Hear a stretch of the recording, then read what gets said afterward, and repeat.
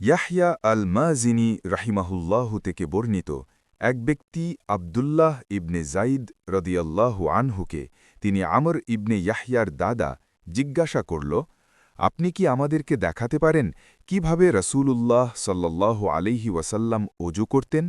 আবদুল্লাহ ইবনে জাইদ রদিয়াল্লাহু আনহু বললেন, হ্যাঁ।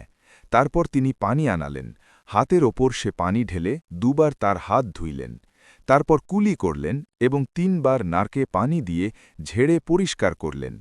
এরপর চেহারা ৩ বার ধুইলেন। তারপর ২ হাত কনুই পর্যন্ত ২ বার করে ধুইলেন। তারপর ২ হাত দিয়ে মাথা মাসেহ করলেন, অর্থাৎ হাত দুটি সামনে এবং পেছনে নিলেন।